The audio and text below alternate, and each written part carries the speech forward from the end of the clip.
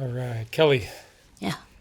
Better Kelly, known as Gypsy. Or Gypsy. They call you Gypsy. Better too? known as Gypsy, yeah. Gypsy, okay. Tell me where you're from. Where you grew up? I'm originally from Allentown, Pennsylvania. I stayed there till I was about 11. And the story is interesting. There's a lot of sexual abuse outside of the family and stuff. And when I was 11, my sister was dating a Hell's Angel. And his homeboy saw me uptown. I was 5'9" in third grade. So I was a little bit of a freak, you'd think, you know. And he ended up raping me at gunpoint. And I woke up to it. He shot me up with something. I was drunk. And when I went home, my mother started to attack me. Never asked me why I was out all night. And I went to grab a knife and I was going to kill her. And so they ended up sending me away the next day. It took 3 years for me to tell her what happened. You know, she never asked. So I was really angry, you know, for getting locked up for being raped. And then I spent 3 years in and out. I got out. I started dancing naked because she was a professional dancer on Broadway. So I did it out of spite. One way to get back at her, something she loved. So I did that, and I ended up getting arrested once, bailed out under my sister's name when I was 15.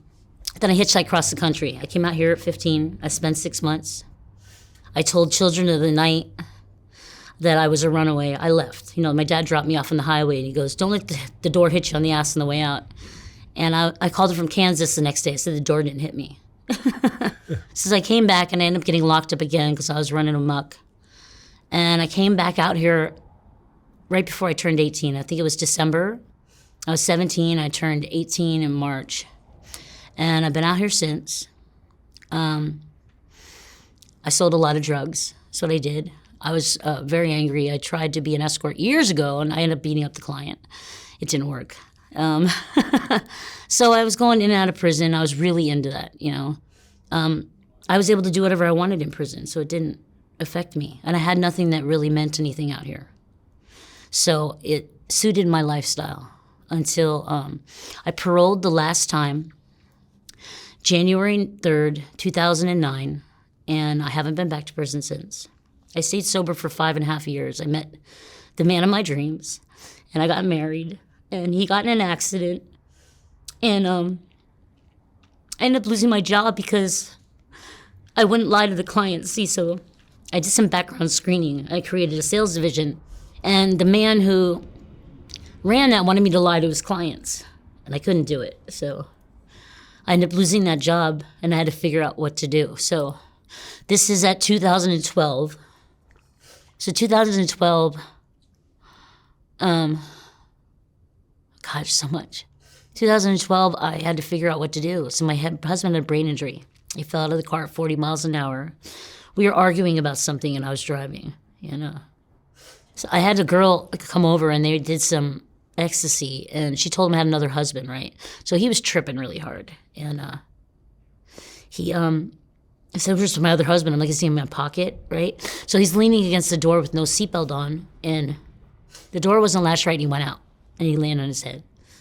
So I took care of him. I found out a lot of things about myself during that time that I didn't know I was capable of, like being reliable through anything, sticking it out. So selling drugs would carry a lot of time for me, so I didn't do that again.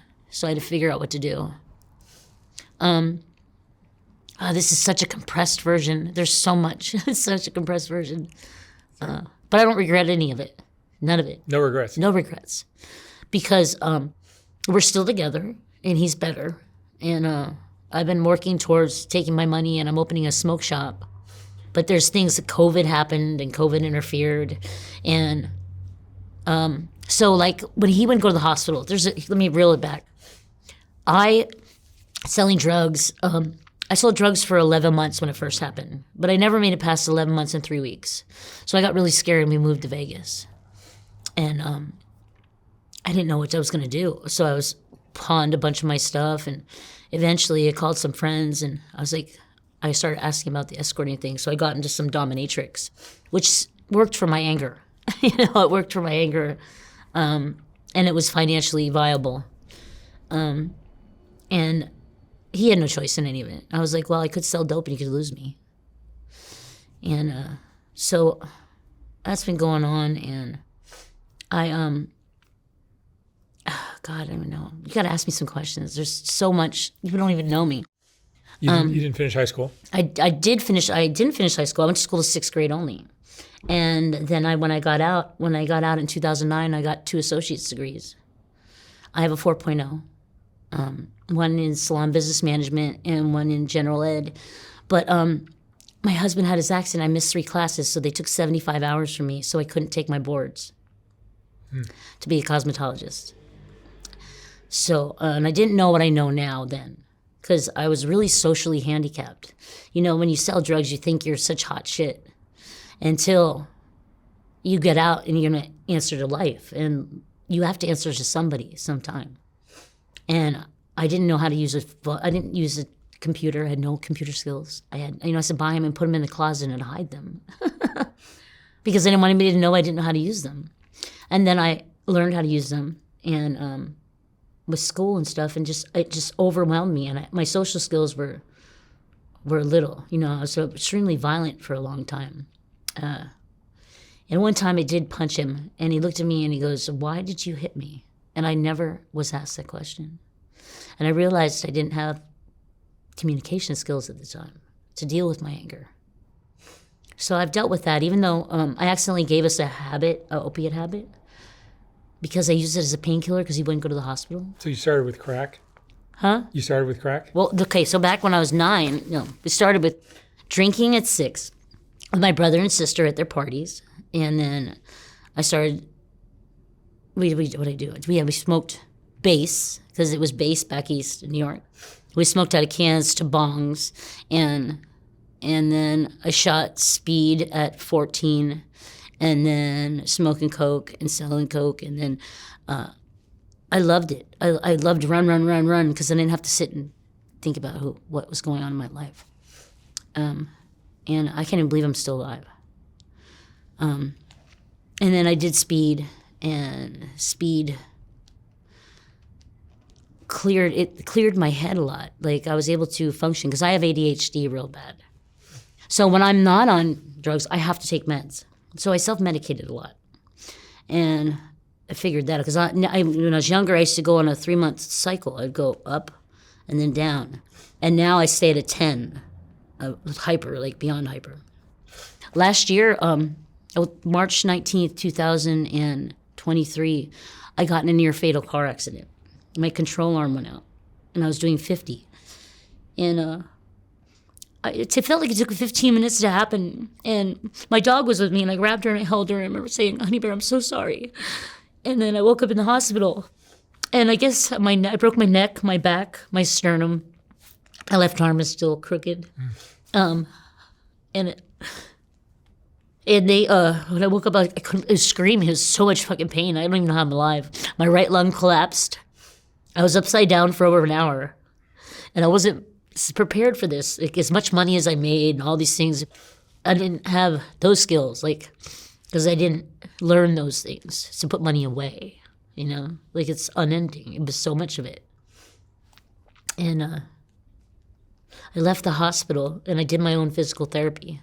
So I have no idea how my spine is straight. C2 broke, T2 and T3, all smashed. And my airbags didn't deploy. So I rolled 3 times down into the ravine, and I ended up upside down.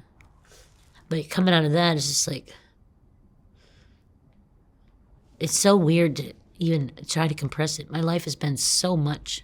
There's been like 5 lifetimes in one. You know, I'll be 52 in March. Are you attracted to the danger and the drama and all that? Absolutely. I was indirectly trying to kill myself forever. I used to be a cutter. I put roses over it. I used to want to, who said beautiful things can't be put on a rough road? But so I used to, because I'm right-handed. But now it's really bent. But so we put them in there, because when I was going to do hair, I'm a color correctionist is my specialty. And so I thought it would be more interesting to talk about the flowers than the cuts, the scars, you know. So I had that. I walked 8 people through the steps, all of them. And then I decided to party, and my using is different. So I don't want to get into that, because my road is different than other people's. and how I handle things is different because it's not anything like it ever was earlier in my life. But so now, fast forward to the accident, I went to moved to North Hollywood because my friend got in an accident. He got in somebody attacked him at a bar because he worked for NASA and he quit to come home and dress as a woman and raise his kids. And his brother was stealing his house. So I stayed in the house till he could get all his stuff out of it. And I really think that this person is responsible for my accident because my car the control arm shouldn't have gone out. And it was really weird. Because my suspension was so good and my passenger wouldn't even move going through the hills. So I don't understand how it could even have happened. And I had left the hospital because being on opiates, right? They gave me an 8 milligram buprenorphine 2 hours after my last dose, and you cannot introduce even a 1/4 milligram of buprenorphine until 18 to 24 hours after, and they gave me 8 milligrams. So with a cracked sternum and broken neck and back, I would have started projectile vomiting, which would have been uncontrollable. So I left. So I had them put this whole body brace on me. I can't believe I even did this. 3 days before that, I couldn't even move. They had to blow up this thing underneath me and move me around. And then 3 days later, I'm leaving. It's crazy.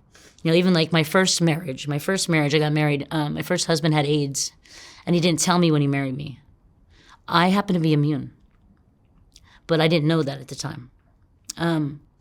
I got tested for 2 years. Back in 1998, you had to get tested for 2 years, every 6 months, wait 2 weeks. It was the worst 2 years of my life. I thought my life was over. I thought no one would ever want me again. And come and find out I didn't have it. My ex-wife had a threesome with us, and she got it. Yeah, so she doesn't hold me. I felt so bad because I talked to her before I married this guy, and I thought I was going into the white picket fence and getting married and everything would be fine. And lo and behold, that. I found out later. He ended up getting with a girl with a different strain, and they created a strain that was resistant to everything, and it ripped the flesh off their bones and killed them. When that happened, there's a whole new lease on life for me. I mean, there's been so many restarts for me. What would you say is your greatest strength? My greatest strength is my ability to be humble, and I'm optimistic. You know, no matter how bad it gets, he can always come back up, no matter what. As long as you have breath, you can get up and do something different, you know, no matter where you are, no matter what happens. I don't like to make plans because they always fall through. But then I'll go out and I'll figure it out, and I never start anything, but I have no problem finishing it. Sometimes I'm doing work on myself. I figured out that I used to think that, right? But I used to pick snake people because I had to think about, I'm involved in all these things. How do they keep happening? Well, I am the ultimate source of the decisions. So I picked them. And then when they would they think I was a mark, pardon the name, I could react and discipline and hurt them and not feel bad about it and think I was still the good guy in my mind. And I wasn't. Because ultimately I set them up to be who they were. And I didn't know it, but subconsciously is what I was doing. And when I did a lot of work on myself, I was able to see that, and I don't do those things anymore. I don't put that near it. So what are you doing today? You're on Skid Row? I was on Skid Row. We're going to lose our place. We have a place right over here. I came down here with my fifth wheel. I've always seemed to figure it out, right? I came out with my fifth wheel. My girlfriend was living at the American Motel, and she ended up getting arrested, and she had stuff on her, and she swallowed it, and she crashed. And they Narcaned her, then they put her in a room and left her to die. So she's now dead. So we were over there, and we got kind of stuck there because somebody stole my truck for 30 days, which affected the registration. So... Are you using currently? Yeah. I don't really look it, but what are you using? I smoke fentanyl for pain. I used it as a painkiller, and you don't seem like a fentanyl addict, though. No, I'm not like an addict at all. I only use enough for what I need it for. It's not ever I don't overdo anything anymore. There's something happened to me along the way, to where it's more like self-medicating. Are you? Would you say you're addicted to it? I have to be because physically. There's a physical thing. But I'm as I say, like, my friend Burl Bear, he's a true crime writer. He is offered to ghostwrite my book because I gave him a story of my kid who went to prison for 20 years for a Russian mob rat, and I had the paperwork in my storage for 5 years, and I had no idea. And I read it. So what was I saying? Oh God, there's a reason I said that. What'd you just ask me? I'm an addict? Okay, so he was going to do that, and we were talking about doing speaking engagements, right? And I'm like, well, there's some things I can't talk about because I would hate to get some kid to think that they could run the road I did, and it would work out for them the way it worked out for me. Because it doesn't always. A lot of my friends are dead. They don't get a chance to see it through, you know? I'm so grateful every day I wake up. Like, no matter what's going on, I'm grateful to just be here, to not be locked up, to have somebody who loves me. It makes all the difference in the world, you know? But no matter what, it makes all the difference. Yeah. Do you have kids? I can't have kids. When I was 15, my mom made me that's why I hitchhiked cross country. I was 6 months pregnant, and my mom made me get an abortion. And I woke up in the middle of it, and I haven't been able to have kids since. So, which is a good thing, because I didn't want them. But when I met Hayden, he'd be such a good dad. And it's such a shame. So we have dogs. We have an 18-year-old dog right now who's got a heart murmur. And I'm really worried about him. So it's kind of like why I'm doing this, because I have to go get him some guafenicin pills. I'm going to take him to the doctor. Because he's so amazing. He's been with us our whole relationship. So yeah, no kids. Well, what's been the best time of your life? Best time of my life has been the past. I've been married since October 27, 2012, and I'm still currently happily married. This has been the best time of my life. Because I made it through, and I'm still with him. I've never had a relationship last over 3 days before that. Because I was difficult, very angry, and no one was going to tell me what to do, which is why in selling drugs, I was with women for a long time. Because it was easier to get them to not, because you couldn't be a woman back in 1990 and selling dope. It wasn't acceptable. You had to be one of the boys. Yeah. It suited me fine. Yeah. I guess in relationships never worked out before. He's just so different than me. God, I have such a great story, and this is so compressed. It's too much at once. What's been the roughest time of your life? The roughest time of my life was when I was a kid. The roughest time of my life was looking back at my mother when she sent me away, and because I got raped, and she didn't even ask me why I was out all night. That was the roughest time of my life. I was abandoned. I felt so fucking abandoned. And I never, ever was going to trust anybody again after that. Ever. But her and I have made peace. I think in 2011, I went back home, and we talked.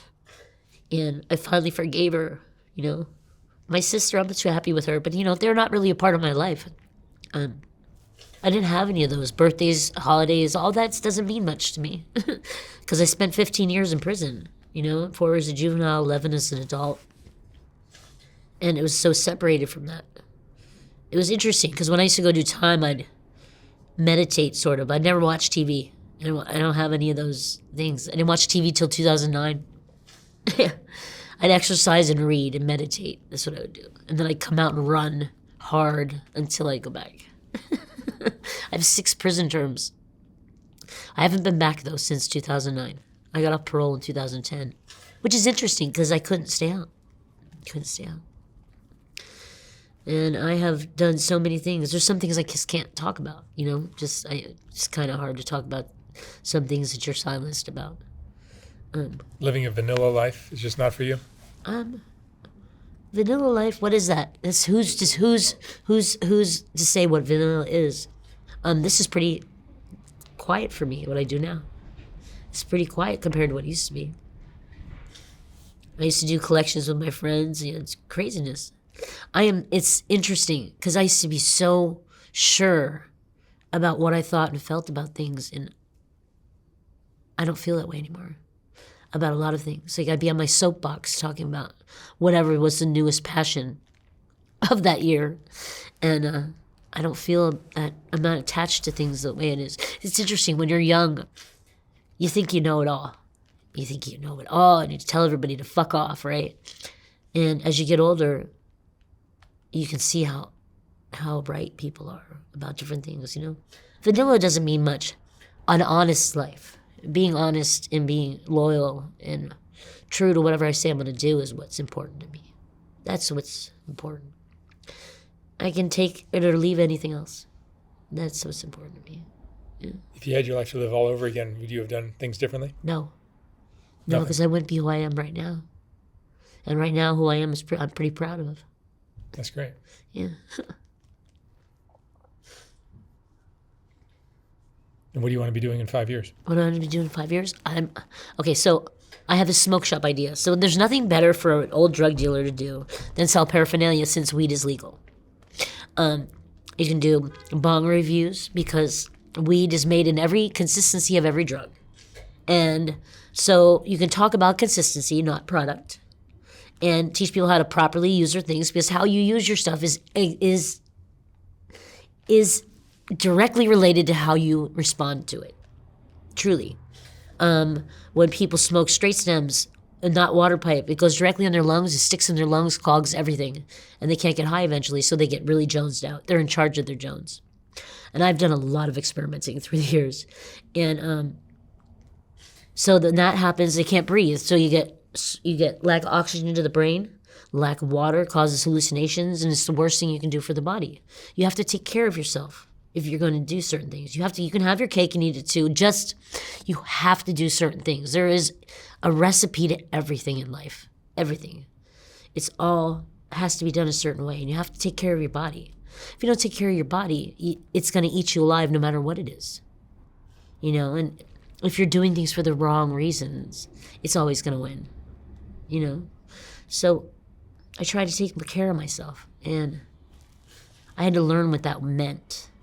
It meant different things at different times. Now it means like getting my car checked regularly to make sure, every 6 months to get your suspensions checked. Like I got here late because my bike, the suspension was loose, and I don't have a helmet on. It goes 35 miles an hour. I could easily completely be paralyzed. I could wake up a talking head, and I'd probably beg everybody to kill me. That would be my biggest fears, waking up, not being able to move. Yeah. Do you have friends? Huh? Do you have friends? I have lots of friends. Yeah. I have lots of friends. Because I don't lie, and I don't steal, and I don't cheat. I'm true about whatever I do, no matter what I'm doing. So, yeah, I have friends of 35 years, as I've been out here, who still like me. So I used to think I was really bad, like I was not a very good person. And I'm not that bad if I can keep friends that long. Because people don't like you, they won't want you around.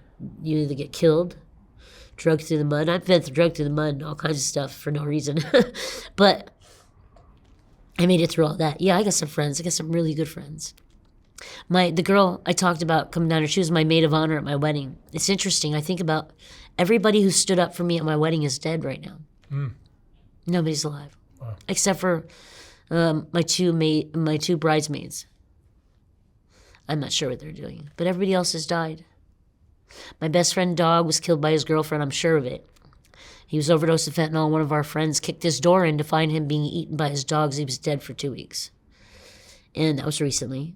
And then Susie, in jail. They just left her for dead because they don't care. Because anytime there's a medical thing, if somebody crashes, you're supposed to Narcan them again soon because they have an overabundance in their system. So. How has your relationship with drugs changed over the decades? I use it for a purpose, not to numb anything. I found that a feeling isn't so scary. Allowing myself to feel my life makes me alive. And just like I can sit here and smile and cry at the same time. You know, I've been such a hard ass and strong my whole life that, yeah, it's changed. My relation with drugs has changed. I used to just do. I remember when I first came out here, I remember walking around town being homeless and with high heels on, right? And my feet swelling up and like not having anywhere to go and just doing stuff until I got arrested. And it would just repeat, rinse and repeat until I didn't. And then when I got out and I spent the time to get some education and other things, I found out things about myself that I wasn't going to be the same person no matter what. So at first, I was doing heroin for 10 years and I ran out of veins, right? I used to have great veins and I got off heroin fentanyl. As it was less, and I wasn't gonna go with the rest of my body and make holes like my poor sister.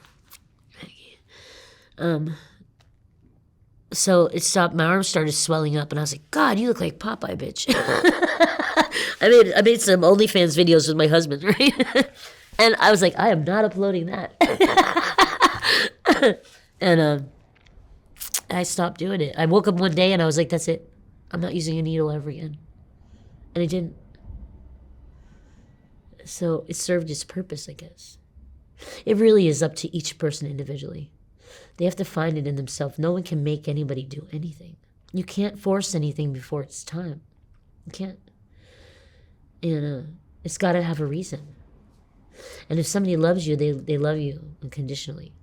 That's the only way. Like even with my husband wasn't done slamming speed, and I didn't tell him. Even when we were sober our first year together. I never got involved in his program. I didn't do that. This is not appropriate. Because then you become a parent, not a partner. Who wants a parent? We all try to run from our parents forever, and that destroys any type of relationship or intimacy. Because no one's ever been able to be intimate with their parent. We've seen how that goes in many ways. So, yeah. Gypsy, let me ask you one last question. What would you say is the most important lesson you've learned in your life? Most important lesson is to be nice to myself.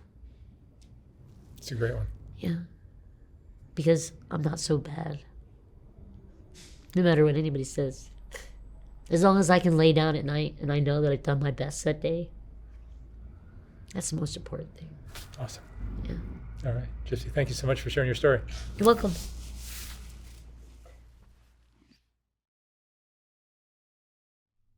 Even though Soft White Underbelly consists of a lot of videos, it's really still a photography project to me. And if you appreciate the photography, sometimes it's difficult to enjoy it when it's scrolling down the screen, which is the only option I had in this horizontal format on YouTube. So last year we came out with the first Soft White Underbelly book, which is a collection of the best portraits from the thousands of interviews I've done. Each portrait in this book is accompanied by an interesting quote from the person's interview. Oh my God. There's more. Wow. These aren't as bad as I thought. I look like a witch.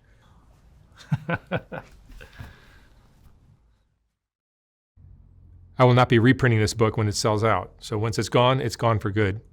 You can order yours at softwhiteunderbelly.org. $125, $150 for a signed copy. And thank you for watching.